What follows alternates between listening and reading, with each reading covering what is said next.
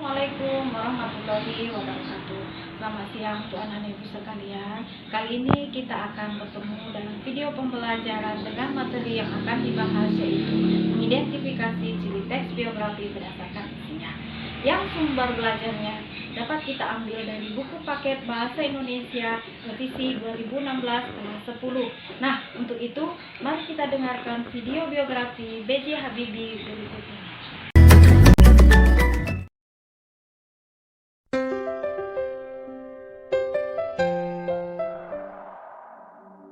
Biografi B.J. Habibie diawali dengan masa kecil beliau.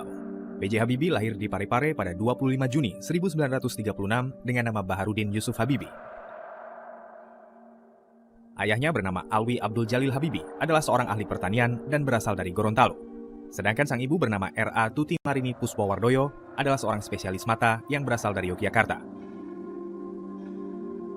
Habibie adalah anak keempat dari total 8 bersaudara. Habibie juga tumbuh dalam keluarga religius, di mana ayah beliau seringkali membacakan ayat suci Al-Quran semenjak beliau kecil. Habibie menyatakan jika ayat suci yang dibacakan ayahnya selalu mampu membuat dirinya tenang. Tak heran jika sang ayah pun kerap membacakan ayat Al-Quran untuknya sampai 2 juz.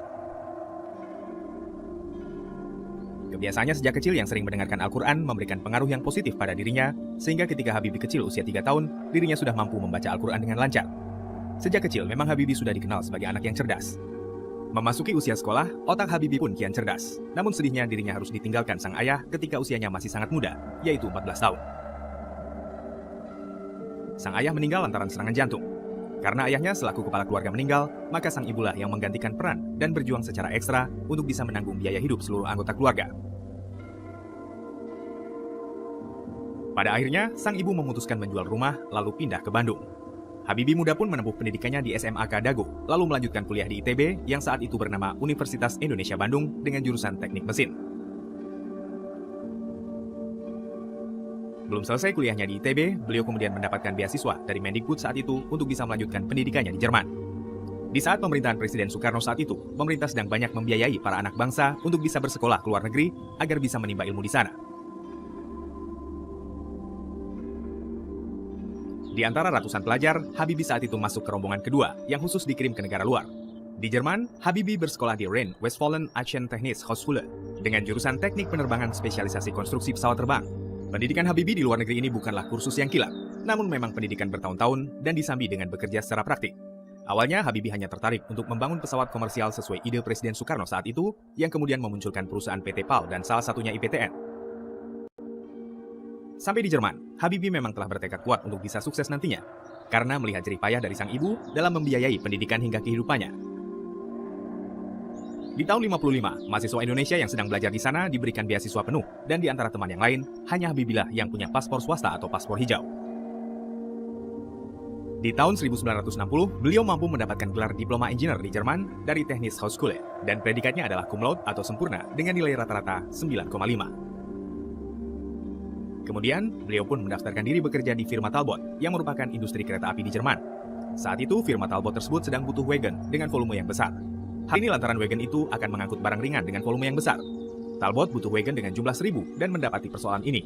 Maka Habibie berusaha mengaplikasikan cara konstruksi dalam membuat sayap pesawat terbang, lalu diterapkan pada wagon yang ternyata membuahkan hasil. Studinya pun dilanjutkan hingga meraih gelar doktor. Di tahun 62, B.J. Habibie menikah dengan Hasri Ainun Habibie, lalu memboyongnya ke Jerman. Hidupnya saat itu begitu sulit, di mana beliau seringkali harus berjalan kaki ke tempat kerja yang jaraknya jauh, demi menghemat dalam pengeluaran keuangannya. Selain itu, Habibie pun harus pulang malam, padahal tetap harus belajar untuk studinya. Karena kecerdasan beliau menemukan rumus faktor Habibie. Rumus yang satu ini dapat menghitung keretakan hingga ke atom pesawat terbang sekalipun, sehingga beliau diberi julukan Mr. Crack. Di tahun 67, B.J. Habibie mendapatkan gelar Profesor Kehormatan atau Guru Besar dari ITB. Selain itu, dari ITB juga menganugerahkan penghargaan tertinggi, yakni Ganesha Prajamanggala.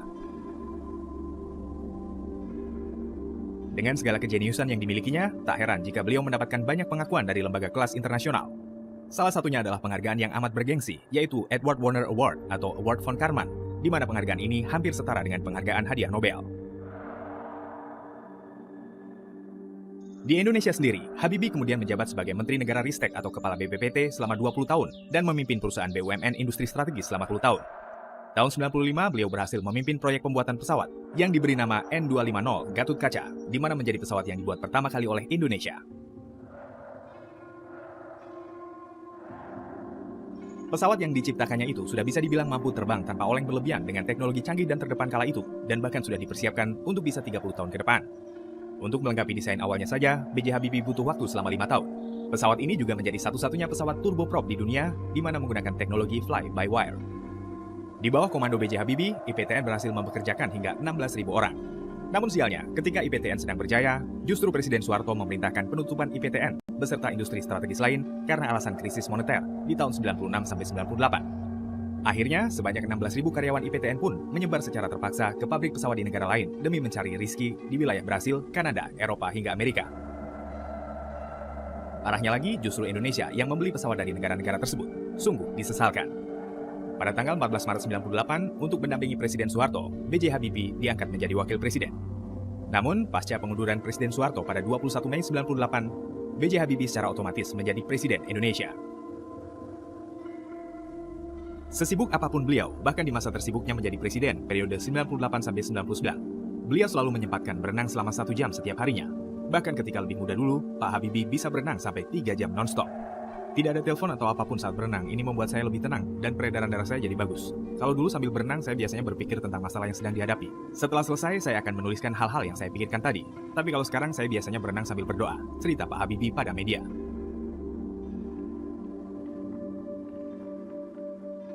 Beliau juga punya kebiasaan untuk bangun super pagi. Pada dini hari, beliau rutin bangun untuk ibadah sholat malam. Ia juga memulai hari dengan sholat subuh. Kedisiplinan waktu Pak Habibie juga terlihat dari kebiasaannya beribadah. Founder dari The Habibie Center dan berbagai organisasi sosial ini tidak pernah lalai dari kewajibannya kepada Tuhan gara-gara alasan seperti sibuk, malas, lupa, apalagi keasikan dengan HP. Sejak kecil, Pak Habibie hobi membaca dan mencari tahu tentang segala hal. Jika sang adik, Fani, hobi bermain di luar rumah, Rudi kecil malah asik berkutat dengan bacaannya di kamar. Dalam sehari, beliau bisa membaca dan menulis selama 7,5 jam. Beliau mengaku cuma butuh waktu tidur 4 jam. Sementara 20 jam sisanya, panca inderanya digunakan untuk menyerap lingkungan sekitar dan bertanya-tanya. Itulah kisah sang visioner B.J. Habibie.